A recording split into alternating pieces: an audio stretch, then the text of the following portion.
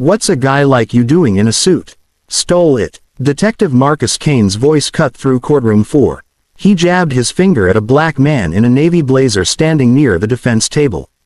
His other hand dropped to his hip right next to his badge. The man didn't react. He placed his briefcase down with deliberate precision, then locked eyes with Kane. No fear, no anger, just ice-cold observation. The baif's face was drained of color.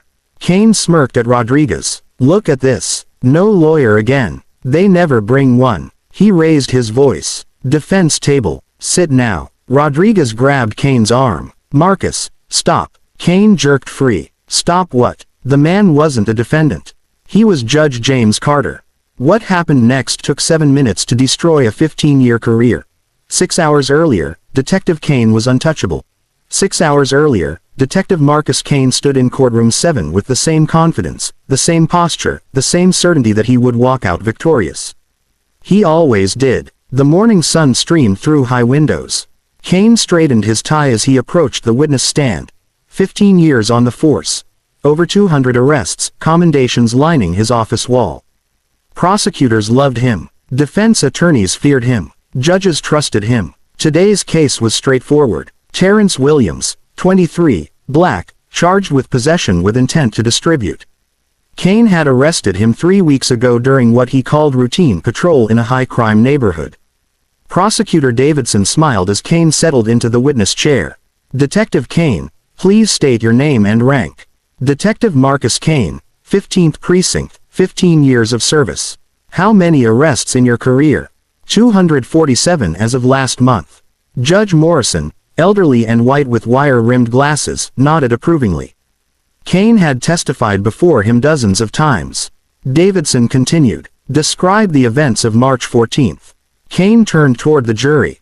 Eye contact. Appear sincere. I was on patrol with Officer Rodriguez in the Hillside District, a known high-crime area. At 3:15 p.m., I observed the defendant on the corner of Hillside and Monroe. What drew your attention? Suspicious behavior. Looking around nervously, checking his phone repeatedly, scanning the street, consistent with drug activity, waiting for customers, watching for police. What happened next? I observed the defendant reach into his jacket and hand something to another individual. Quick exchange. The other person walked away fast. Based on my training, I recognized this as a hand-to-hand drug transaction. In the gallery, Taryn's mother sat with clasped hands, knuckles white, eyes red-rimmed. What action did you take? Rodriguez and I approached to conduct a lawful stop. I identified myself and asked him to show his hands.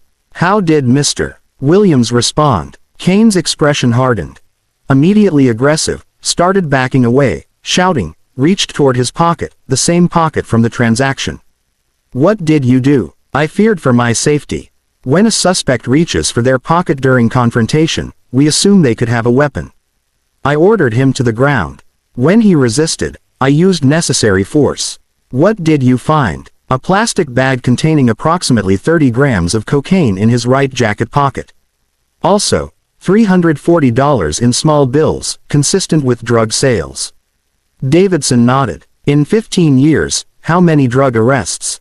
80 to 90. I've worked narcotics details. I know what drug activity looks like. No further questions. Judge Morrison glanced at the defense table. Shanice Coleman stood, a young black public defender with dark circles under her eyes and a stack of files suggesting 30 other cases. Miss Coleman, she approached, flipping through notes. Detective Kane, you observed Mr. Williams at 3:15 p.m. Correct. From your patrol car? Yes. How far away? 50-60. Fort, you clearly saw a hand-to-hand transaction from that distance. Yes. 20/20 vision. Your partner witnessed this, too. Kane glanced toward Rodriguez in the back, looking uncomfortable.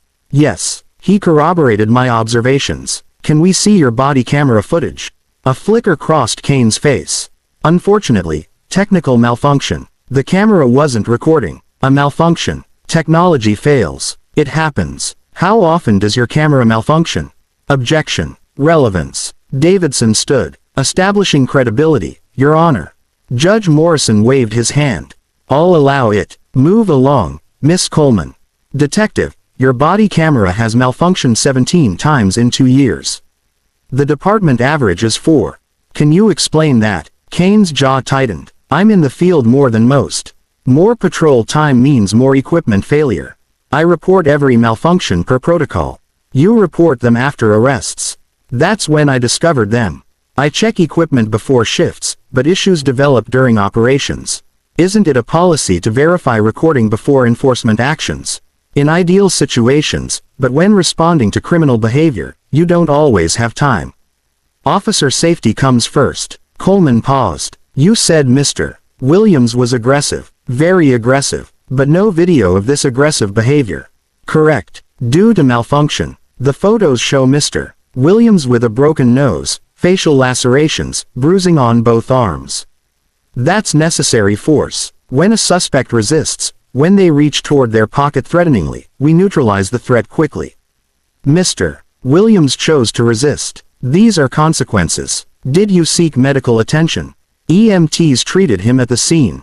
After how long? Kane hesitated. I'm not sure exactly. Your report says EMTs arrived 45 minutes after you called.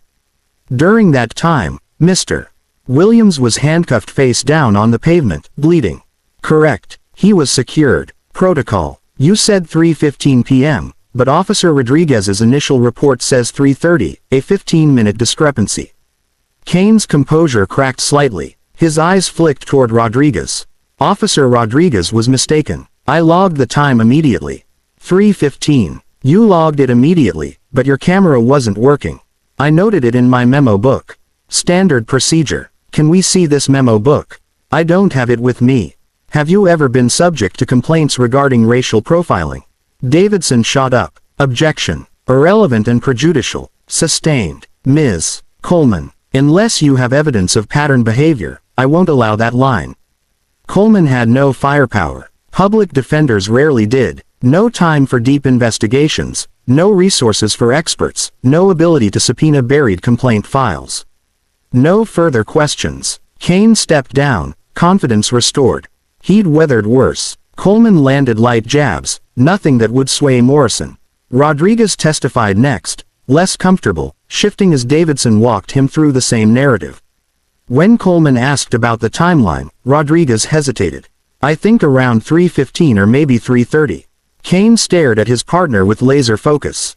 Rodriguez caught his eye. 3:15. Detective Kane logged it, so that's the time. The prosecutor rested. Coleman called Terrence, thin in an oversized borrowed suit.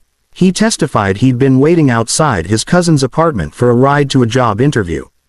Hadn't sold anything. The drugs weren't his. He'd tried to show Kane his phone, tried to explain, but Kane threw him down.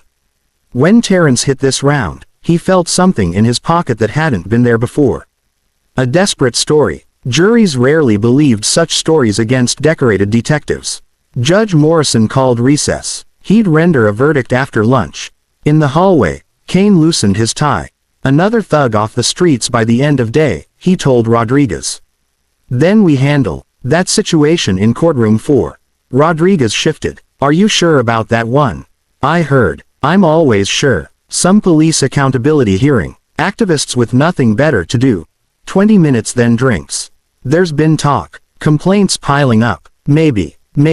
What? Kane's voice dropped. We do our jobs. We clean up the streets. These people are too afraid to walk. When someone files a complaint because they got caught, we don't apologize.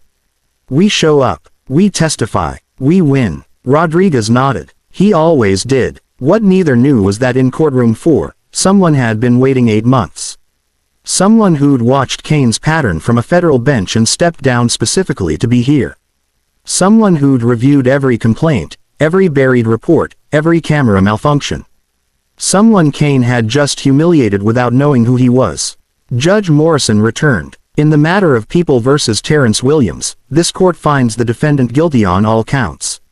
Terrence's mother sobbed. Terrence dropped his head. Coleman closed her file. Defeated. Kane checked his watch. 1:45. 15 minutes to get to courtroom 4. He had no idea he was walking into the last 15 minutes of his career. 2 hours before Kane's insult, Judge James Carter sat in his chambers reviewing the afternoon docket. The room was organized, Law books lined shelves, case files stacked with color-coded tabs. Everything is deliberate. On his desk, a framed photograph of Carter with 3 Supreme Court justices at his swearing-in a Harvard Law diploma on the wall. Behind him, a newspaper clipping. Carter appointed youngest federal judge in state history, then mysteriously steps down. His clerk, Maria Gonzalez, entered with folders and coffee. Judge, the Kane hearing is at 2 p.m. Are you sure you want to handle this yourself? His union representative is aggressive. Carter didn't look up. How many complaints? 14 formal, probably 50 informal ones that never got documented. None stuck. His captain buried them. Captain Howren, I retired 6 months ago with a full pension. Carter leaned back. I've read everything. The statistics, the body cam failures, the medical reports that don't match his narratives. 12 citizens filed this motion because the system failed them. Maria set the coffee down. This isn't revenge, right? If his attorney smells personal bias, this is accountability, not revenge. Carter picked up a wooden gavel inscription reading, "Justice deferred is justice denied." A gift from his mentor, Judge Lorraine Washington. 8 months ago, I witnessed Kane harass a 16-year-old at a bus stop. The kid was doing nothing. Headphones on, waiting. Kane demanded ID, searched his backpack. I intervened, identified myself as an attorney. Kane looked at me, black man in jeans, told me to mind my business unless I wanted to be arrested for obstruction. When he saw my card with federal court, he didn't apologize, just walked away. You filed a complaint, which went nowhere. Captain Howren sent a form letter. 3 weeks later, I requested leave from federal court. Your colleagues thought you were insane. Federal appointment is lifetime. I'd been reviewing appeals from this jurisdiction for 2 years.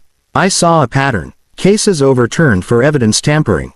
Convictions vacated when witness statements didn't match footage. At the center, 1 precinct, 1 unit, 1 detective. Marcus Kane. I came to fix a broken system. Kane's name just kept appearing. Carter opened the thicker folder. A forensic analysis commissioned by the Coalition for Police Accountability led researcher Drive. Patricia Lane, a statistician specializing in pattern analysis. The numbers were damning. Kane's arrest rate for people of color 89%. His patrol area demographics 52% people of color. Statistical probability this was random less than 0.001%. The second section focused on body cam failures. 17 malfunctions in 2 years. Department average 4. 87% of Kane's failures occurred during arrests of people of color, specifically when force was used. A tech expert's conclusion. Statistically impossible to be accidental. Kane either had catastrophically bad luck or was deliberately ensuring certain moments weren't recorded. The third folder contained videos from bystanders' phones. 3 videos submitted with the motion. Carter had watched them dozens of times. In each, Kane's official narrative didn't match what cameras showed. Aggressive suspects appeared calm. Threatening gestures were people reaching for ID as instructed. Resisted arrest showed someone going limp while Kane continued force. Maria interrupted. Why are you entering through the public entrance? Why not wear robes? Call it a field test. If Kane can't recognize authority when it doesn't look as he expects, that tells us everything. What if he doesn't show? He'll show. Men like Kane always do. They think these hearings are theater. Show up, deny, let the attorney talk, walk away clean. But this is a reckoning. If he recognizes you from 8 months ago, he won't. I was just another black man, forgettable, invisible. Carter walked through courthouse corridors, taking stairs instead of the judge's elevator. He passed through security like any visitor. Outside courtroom 7, he saw a woman crying on a bench. Mid-50s, Sunday best, despite being Tuesday. Her hands clutched tissue, eyes fixed on closed doors. Terrence Williams's mother. Her son was convicted based on Kane's testimony. Their eyes met. Carter saw exhaustion, the weight of fighting a system not designed to believe them. He wanted to tell her things would change, that the detective who handcuffed her son would face consequences. But not yet. He gave a slight nod. I see you. Hold on. She nodded back, not knowing who he was. Carter continued to courtroom 4. The bailiff, Jerome Matthews, 35, black, 8 years in the courthouse, saw Carter in civilian clothes. His eyes widened. Judge Carter. Why? Carter raised a hand. Jerome, when Detective Kane arrives, let him enter before announcing court is in session. Don't warn him. Just let him react naturally. Jerome's confusion turned to understanding. You're testing him. I'm giving him the opportunity to show who he is. If he can't recognize a judge without robes, if he can't see authority in someone who looks like me, we'll know what we're dealing with. If he disrespects you, then I'll have everything I need. This could get messy. His attorney will cry foul. I'm simply walking into my courtroom dressed professionally. If Kane sees a criminal instead of a colleague, that's his choice. Carter entered through the public entrance, set his briefcase near the defense table, not behind it, but close enough to be ambiguous. He wanted to see what Kane would assume. The courtroom filled. Coalition representatives, reporters, family members of Kane's arrests. In the back corner, a woman in police uniform, Detective Sarah Lane from the 15th Precinct. She wasn't supposed to be here.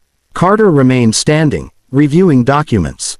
The court reporter arrived. Maria slipped through the side door, face neutral. At 2:01 p.m., voices echoed from the hallway. Male, confidence, laughing. Jerome glanced at Carter, who nodded slightly. The doors opened. Detective Marcus Kane entered mid-con conversation with Rodriguez. Tie loosened, posture radiating casual arrogance. His eyes landed on Carter. What's a guy like you doing in a suit? Stole it. Carter didn't move, didn't speak, just held Kane's gaze with the calm that comes from knowing what happens next. Jerome's hand hovered near his radio. The gallery held its breath. Rodriguez's face drained. He'd seen Carter's photo in the directory. Kane kept talking. With every word, he buried himself deeper. 3 months before that moment in Courtroom 4, Judge James Carter sat at his dining room table long after midnight, surrounded by documents that painted a portrait of systematic abuse. His reading glasses reflected the glow of his laptop screen. A cold cup of coffee sat untouched at his elbow. His son, Marcus, 16 years old and sharp as his father, appeared in the doorway in basketball shorts and a t-shirt. Dad, you're doing the thing where you don't sleep. Carter looked up, managed a tired smile. Just reviewing a case. Marcus walked closer and saw the files spread across the table. That's a lot of pages for a case. This is the cop. How did you, Dad? You've had those folders on the coffee table for 3 months. Also, I googled him. Detective Marcus Kane. He's a piece of work. Carter removed his glasses, rubbed his eyes. Don't curse. I didn't curse. I said piece of work. That's factually accurate. Marcus pulled out a chair, sat down. Mom would tell you to get some sleep. The mention of his late wife hung in the air for a moment. She'd been gone 5 years, cancer, fast and merciless. She'd been a civil rights attorney, fierce and uncompromising. Carter had become a judge partly to honor her legacy. Your mother would also tell me to finish what I started, Carter said quietly. Marcus picked up one of the files, scanned the first page. 14 complaints, 0 disciplinary actions. How is that even possible? Because the system protects its own. Captain Howard, the man who was supposed to investigate these complaints, decided that burying them was easier than addressing them. Kane had good stats. Pursuing bias claims was politically messy. That's garbage. That's reality. Or it was. Carter closed his laptop. But Howard retired and someone had to request these sealed records through proper legal channels. It took me 4 months. Marcus studied his father's face. You're not just reviewing this case. You're preparing for war. I'm preparing for justice. There's a difference. Is there? Because you quit your federal job for this. You stepped down from a lifetime appointment to deal with traffic court and some dirty cop. That seems personal. Carter leaned back, choosing his words carefully. 8 months ago, I saw Kane harass a kid about your age. The kid wasn't doing anything wrong, just existing while black at a bus stop. When I intervened, Kane treated me like I was nobody. Because in that moment, in those clothes, I was nobody to him. Just another black man he could intimidate. He didn't know you were a judge. Exactly. And that's the problem. Respect shouldn't require a title. Dignity shouldn't require credentials. But men like Kane only see 2 categories. People with power and people without. He spent 15 years abusing the second category because no one in the first category stopped him. Marcus was quiet for a moment. So, You're stopping him. I'm creating a record, a complete, undeniable record of pattern and practice. Statistics that can't be explained away. Videos that contradict his sworn testimony. Expert analysis showing his body cam failures aren't accidents. Carter tapped the folders. This isn't revenge. It's documentation. Sounds like both. Carter smiled slightly. Your mother would have said the same thing. He stood, walked to the window. Outside, the neighborhood was dark and quiet. Tomorrow afternoon, Kane has a hearing about his conduct. It's a civil proceeding, not criminal. The worst that happens is he gets suspended, maybe loses his job. That's not enough. It's a start. If his pattern is exposed in open court, it opens the door for criminal investigations, appeals from his previous arrests, civil suits from his victims. The system moves, slowly, but once it starts moving, it's hard to stop. Marcus joined his father at the window. You think he'll show up? He'll show up. Men like him always do. They're convinced they're untouchable. What if he recognizes you from the bus stop? He won't. I was invisible to him then, just another face he didn't need to remember. Carter turned to his son. But tomorrow I'll be very visible and I'll be the one person in that courtroom he can't intimidate because you'll be wearing robes. No, because I'll be wearing a suit standing near the defense table. And we'll see what he assumes. We'll see what his first instinct tells him about a black man in a courtroom. Marcus understood. You're baiting him. I'm giving him an opportunity to reveal himself. What he does with that opportunity is his choice. The next morning, Carter stood in his bedroom selecting his clothing with the same care he'd used preparing for Supreme Court arguments. Navy blazer, pressed slacks, white shirt, conservative tie. Professional but not judicial. The kind of outfit that commanded respect if you were willing to see past skin color. On his dresser sat a photograph of his father in a police uniform. Officer David Carter, killed in the line of duty 30 years ago. He'd been a good cop, the kind who saw citizens, not suspects, who understood that the badge was a responsibility, not a license. Carter picked up the photo. Dad, I hope I'm doing the right thing. I hope you'll understand why this matters. His father's frozen smile offered no answers, but Carter knew what he had to do. He picked up two folders he'd prepared the night before. One labeled motion to dismiss, one labeled disciplinary referral. Which one he'd used depended entirely on Kane. Carter checked his watch. Noon, 2 hours until the hearing. He took a deep breath, straightened his tie, and headed for the courthouse. Today, Detective Marcus Kane would walk into a courtroom and make assumptions based on nothing but appearance, and those assumptions would destroy him. The silence lasted 5 seconds. 5 seconds during which Kane's brain tried to process what his eyes were seeing. The man he'd insulted was walking past the defense table, past the prosecution table, up the steps to the judge's bench, and sitting down in the judge's chair. Kane's face went from confident to confused to pale.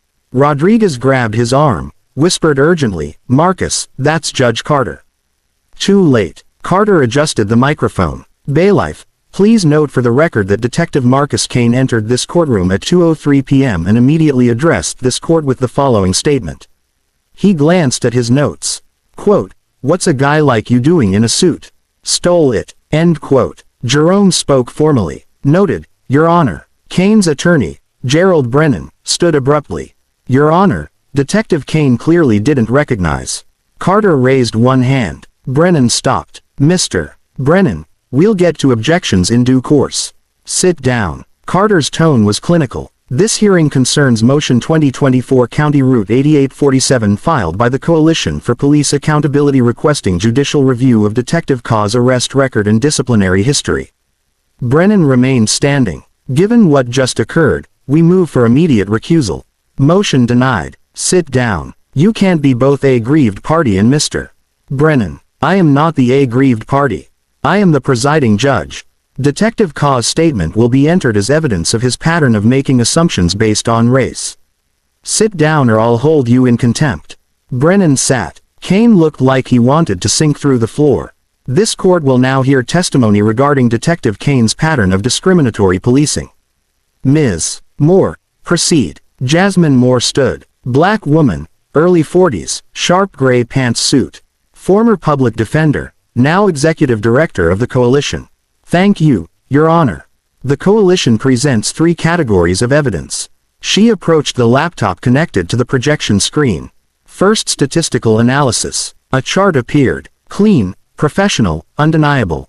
Detective Kane has made 247 arrests over 15 years. 89% involved people of color. His patrol area demographics: 52% people of color, 48% white. She paused. If arrests reflected actual crime rather than bias, demographics would roughly mirror the neighborhood. Instead, a 37-point disparity. Brennan stood. Objection. High crime areas naturally. I'll hear complete testimony before entertaining objections. Carter said. Continue, Ms. Moore. We consulted Drive. Patricia Lane, a statistician from State University. Her conclusion: probability of this disparity occurring randomly is less than 0.001%. This is significant evidence of selective enforcement. Murmurs rippled through the gallery. Kane shifted. Second, body cam failures. Moore clicked to the next slide. Detective Kane reported 17 malfunctions in 2 years. Departmental average 4. This alone might be a coincidence. However, 15 of Kane's 17 failures occurred during arrests of people of color. 87% happened at the exact moment force was applied. Carter leaned forward. Were these failures reported before or after arrests? After, Your Honor. Kane's shift logs show he certified equipment functional before every patrol. Malfunctions only reported post-arrest. Moore called her next witness, David Park, to the stand. A South Asian man, 30s, approached with a tablet. After being sworn in, Moore established his credentials as a digital forensics analyst specializing in body cam systems. Mr. Park, what did you find? Detective Kane uses the same body cam model as 43 other officers. Department failure rate 6%. Kane's individual rate 17%. Nearly triple the average. Could heavy usage explain this? No. Kane's patrol hours are below precinct average. Is it possible to deliberately cause malfunctions that appear accidental? Brennan objected. Carter allowed it as expert testimony. Park nodded. Yes, officers can disable recording while making it appear the camera malfunctioned. They report technical issues afterward, except through pattern analysis. Correct. 17 malfunctions, 87% during force on people of color. That's not bad luck. That's deliberate. Kane's face went from pale to red. Moore returned to her presentation. Third, independent video evidence. The coalition has 3 videos from bystanders that contradict Detective Kane's sworn testimony. First video. Young black man standing outside a building. Kane's car pulls up. Kane exits aggressively. Kane's voice on video. What are you doing here? Young man calm. I live here. Let me see ID. Why? I haven't done anything. ID now, or we do this the hard way. The video shows the man reaching slowly for his wallet. Kane grabs his arm, spins him, forces him against the wall. Moore paused it. Kane's arrest report states the suspect was loitering and refused to comply. It says the suspect made sudden movement toward his waistband, forcing restraint. The video tells a different story. Second video, traffic stop. Black woman, mid-30s, hands visible on steering wheel. Kane approaches. License and registration. Woman, steady voice. Can you tell me why you pulled me over? License and registration. Now, I'd like to know the reason. You were driving erratically. I was 5 under the speed limit in the right lane. Kane's voice rises. Are you arguing? Step out. I have a right to know. Step out or I'll remove you. The video shows the woman asking for Kane's badge number. He opens her door, physically pulls her out. She doesn't resist. Kane forces her to the ground anyway. Kane's report states, the driver was erratic and non-compliant. The video shows a woman calmly asserting legal rights. The gallery was silent. Moore played the third video, the Taryn Williams arrest. Same arrest Kane testified about this morning. But this video shot from across the street showed a wider angle. Taryn standing on the corner checking his phone. Not nervous, not scanning, just waiting. Kane's car appeared. Kane exited quickly, hand already on his baton. Kane's testimony this morning stated he observed Terrence conducting a drug transaction. The video shows no transaction. It shows Terrence checking his phone. The video continued Kane ordering Terrence down. Terrence complied immediately, knees, hands raised. Kane forced him face down anyway, kneeling on his back. Then the critical moment, Kane's hand reaching into Taryn's jacket. The angle suggested Kane was putting something in rather than taking something out. Moore paused on that frame.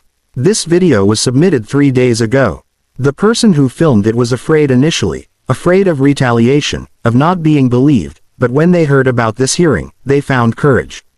Ms. Moore, are you suggesting Detective Kane planted evidence? Carter asked. I'm suggesting this video contradicts sworn testimony. Combined with statistics and equipment failures, it suggests Kane has been systematically violating civil rights for years.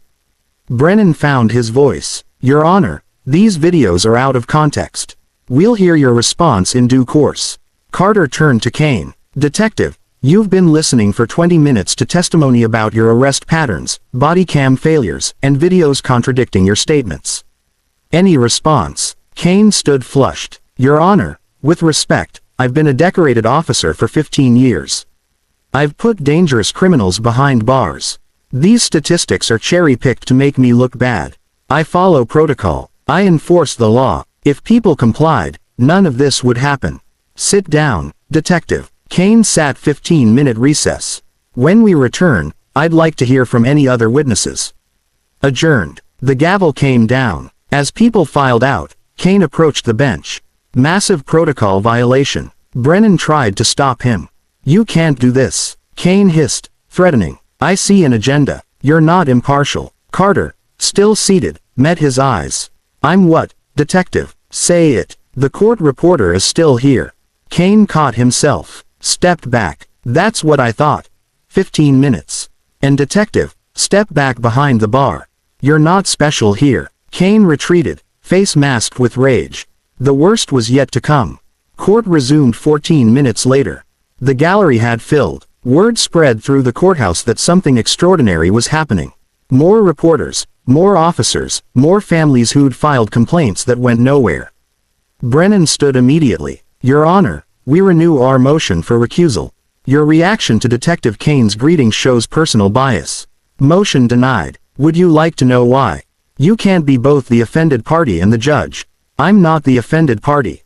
I'm the presiding judge, but let's address your concern directly. Carter pulled a file from beneath the bench. You claim bias. Let's examine my record. He opened it. 12 years on the bench, 847 cases involving law enforcement.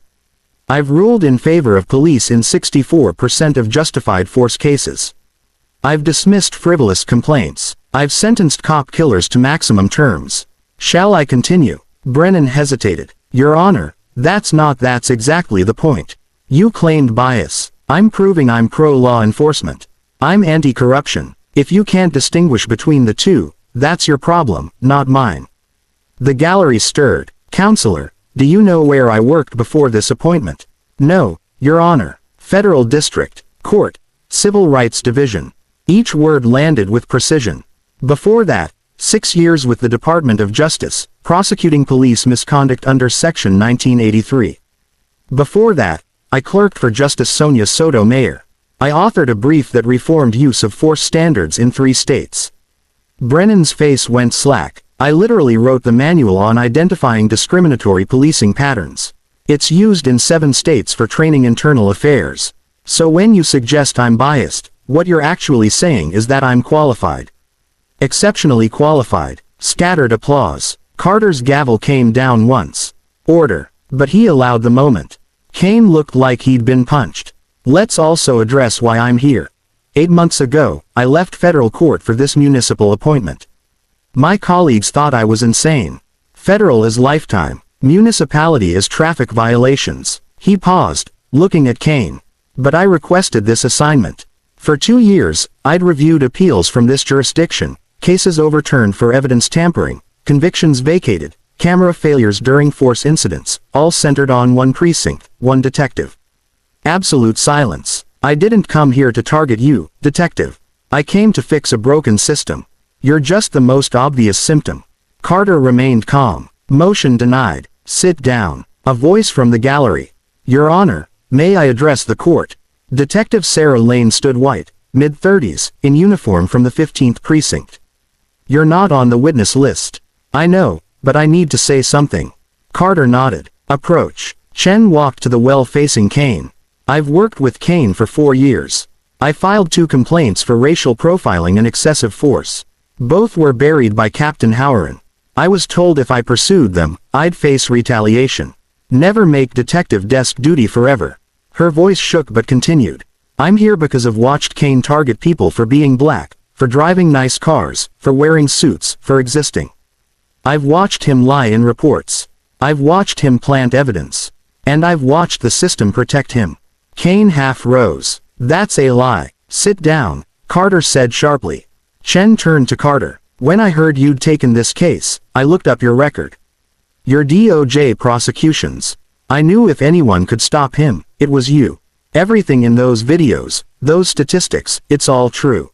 Are you willing to provide a sworn statement? Yes.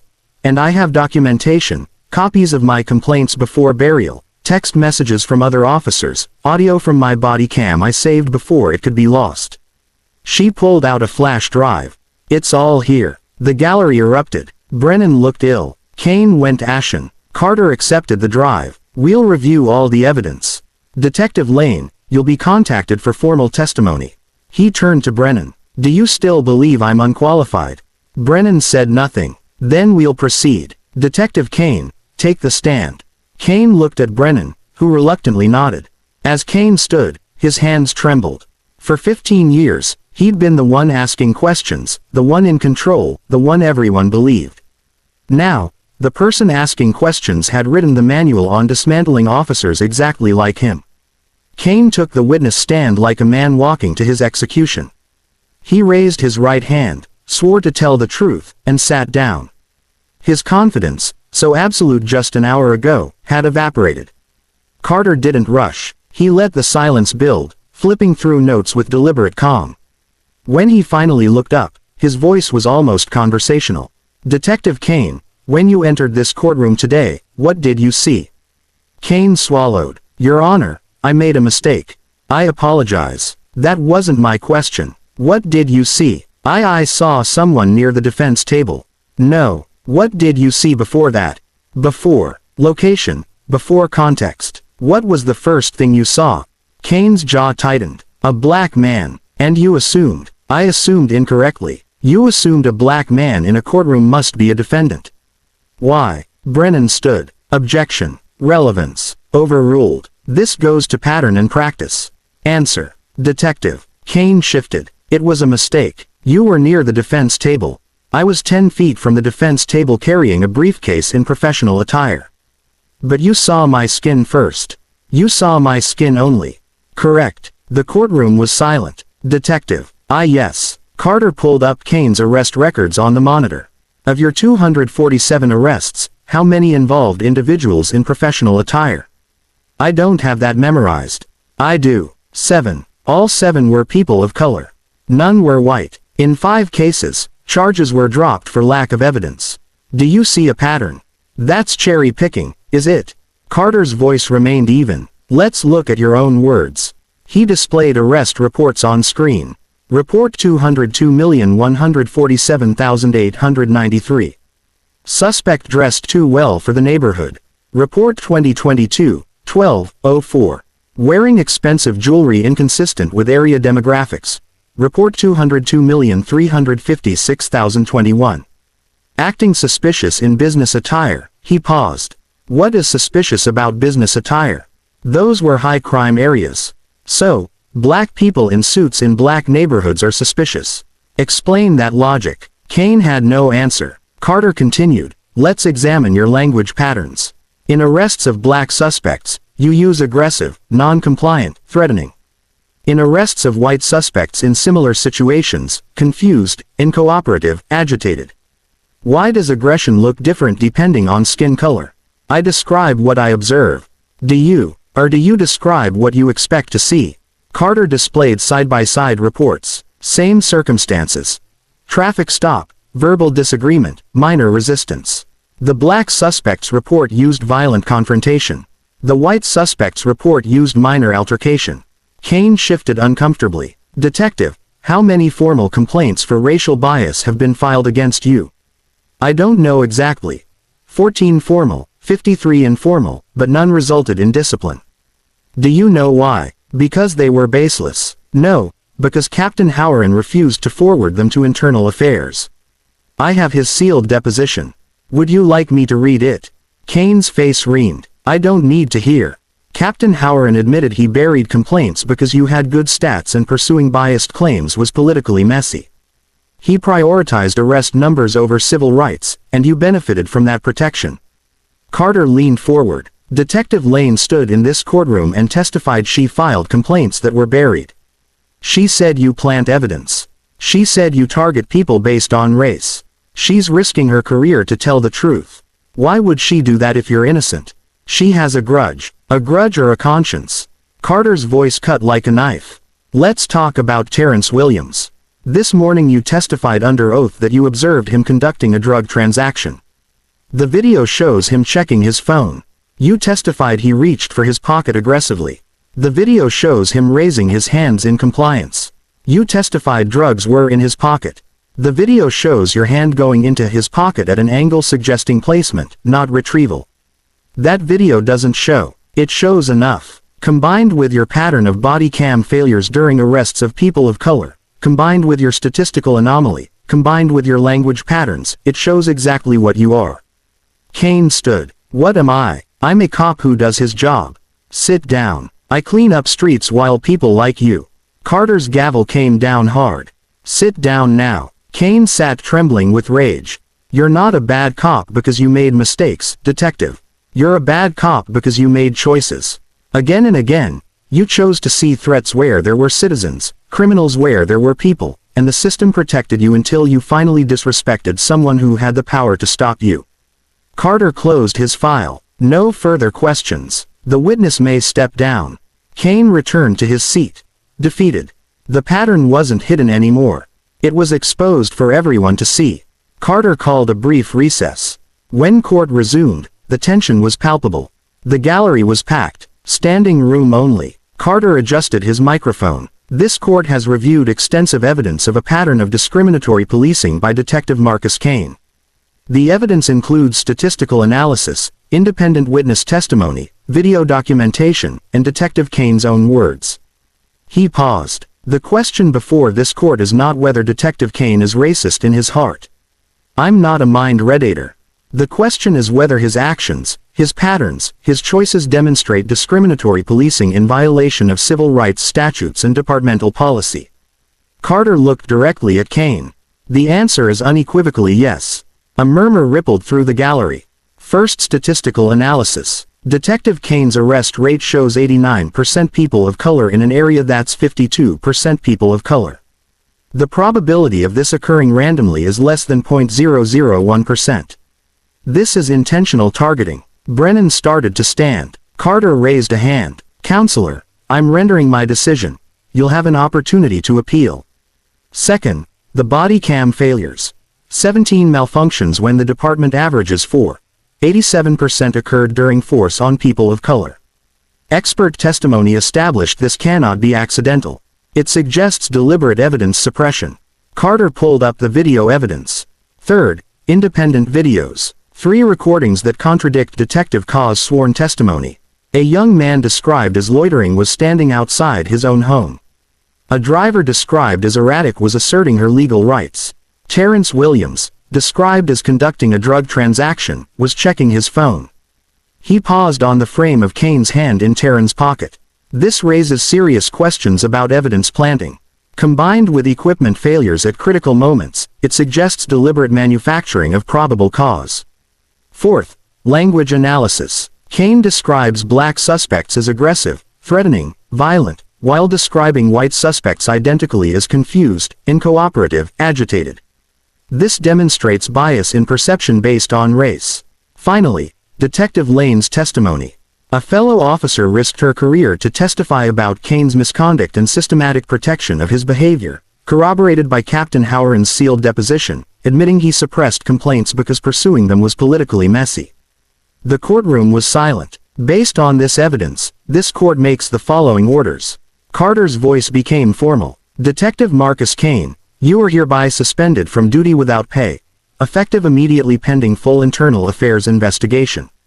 Your badge and weapon will be surrendered to the bailiff before leaving this courtroom. Kane rose. You can't. I have rights. You have the same rights as every person you arrest. Sit down or I'll hold you in contempt.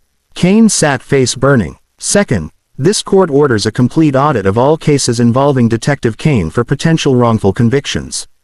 Any case where Kane was the primary arresting officer and body cam footage is suspiciously absent will be flagged for review. Terrence Williams's mother began crying with relief. Third, this court refers Detective Kane to the district attorney for criminal investigation into perjury and evidence tampering. Fourth, this court refers this matter to the state attorney general for civil rights investigation. Fifth, this court orders the 15th precinct to review complaint handling procedures comprehensively. Carter looked up. Sixth, in the matter of People v. Terrence Williams, Case 2024, CR 7733, this court issues immediate order vacating that conviction based on newly discovered evidence of perjured testimony. Mr. Williams is to be released immediately. The gallery erupted. People stood, applauded. Terrence's mother collapsed, sobbing. Carter allowed 5 seconds, then his gavel came down. Order. The room quieted. Carter leaned forward, addressing Kane directly. Detective Kane, when you walked into this courtroom today, you saw a black man and assumed he was powerless. That assumption has governed your career. You've mistaken compliance for respect, fear for order, and authority for justice. Today you learned the difference. His voice remained steady. I don't take pleasure in this. A good cop is a treasure. But you were never a good cop. You were a man in uniform who weaponized the law against people who looked different. And you did it because the system allowed you. Carter addressed the full courtroom. This case is not an anomaly. It's a symptom. To every officer watching, the standard isn't perfection. It's accountability. Do your job with integrity and courts will support you. Do it with bias and eventually you'll stand before someone who won't look away. He turned back to Kane. Detective Kane, based on your attempt to approach this bench threateningly during recess, your history of intimidation documented today, and your contemptuous behavior, I find you in criminal contempt of court. Carter's voice was ice. Bailiff placed Detective Kane under arrest. The courtroom froze. Jerome approached with handcuffs. Kane's face showed shock, disbelief, rage. You're arresting me. Carter's expression didn't change. You taught me the assumption today, Detective. When you see a black person in a courtroom, assume they're a criminal. By your own logic, you're under arrest. The irony landed like thunder. Jerome placed handcuffs on Kane's wrists, the same handcuffs Kane had used on hundreds. The metal clicked closed. The gallery watched in silence, then scattered applause that grew louder. Carter's gavel came down. Order. This is a courtroom, not a theater. But he allowed himself the smallest smile, the first emotion he'd shown all day. Court is adjourned. The gavel fell one final time. Jerome led Kane toward the door. Rodriguez remained seated, head in hands. Detective Lane nodded at Carter. Terrence's mother was still crying, now surrounded by embraces. As Kane reached the door, he turned back, face showing humiliation and fury. Carter met his eyes with the same calm. Kane was led away in handcuffs. After 15 years of putting others in them, he finally understood how they felt. 3 months later, consequences rippled outward like waves from a stone. Detective Marcus Kane was convicted of perjury, evidence tampering, and civil rights violations. 4 years in prison where he became just another inmate treated exactly as he'd treated others. His pension was revoked. 23 civil suits filed. The decorated officer became inmate number 847,293. Officer Rodriguez resigned before he could be fired. He cooperated with investigators for immunity, providing testimony that brought down 3 other officers. He now works in mall security, carrying the weight of his silence. Captain Howren was called from retirement to testify. He faced criminal charges for obstruction. His 30-year legacy was destroyed in one afternoon of depositions. The 15th precinct implemented mandatory bias training, independent body cam audits and civilian oversight with real authority. Detective Sarah Lane was promoted to lead the Internal Affairs Reform Task Force. Terrence Williams walked out of jail the same day. Conviction vacated, record cleared. He sued the city and received a settlement. He became a police reform activist, speaking at rallies, testifying before city council. His mother framed the court order and hung it in their living room. Judge James Carter returned to his federal appointment 2 months later, but continued as special consultant on police accountability cases nationwide. His ruling was cited as precedent in 3 states. Congress invited him to testify about reform. Law schools added his decision to civil rights curricula. The video of Carter's ruling went viral. 10 million views in the first week. People who'd never thought about judicial accountability suddenly understood its power. People who'd filed complaints that went nowhere suddenly had hope. 6 months later, Carter presided over another civil rights case in federal court. A young black woman attorney presented arguments, passionate, brilliant, flawlessly prepared. After ruling in favor of her client, Carter called her to the sidebar. Weller argued, "Keep fighting. We need more people who refuse to accept this as just how it is." The attorney's eyes brightened. "Judge Carter, you're the reason I went to law school. I saw the video of your ruling against Detective Kane. It changed my life." Carter felt emotion tighten in his chest, then pass it forward. That's how systems change. One person refusing to look away at a time. Justice hadn't been blind that day. Justice had eyes wide open. And justice had seen everything. The statistics: 23 wrongful convictions overturned. 127 cases under review. 14 officers disciplined. 3 states adopted similar protocols. 1 detective served 4 years. 1 judge is still serving, training others nationwide. If this story moved you, share it. Not because it's entertainment, but because accountability is contagious. The more people who see that change is possible, the more people demand it. Subscribe for more stories of justice, courage, and people who refuse to accept injustice as inevitable. Hit that notification bell. Comment below. Have you ever been underestimated because of how you look? Sometimes the most powerful thing we can do is witness each other's truth. Learn about police accountability organizations in your area. Support civilian oversight. Show up to city council meetings. Judge Carter could rule from the bench. But change happens when communities demand it. Never mistake silence for acceptance. Sometimes the person you underestimate is just waiting for the right moment to speak.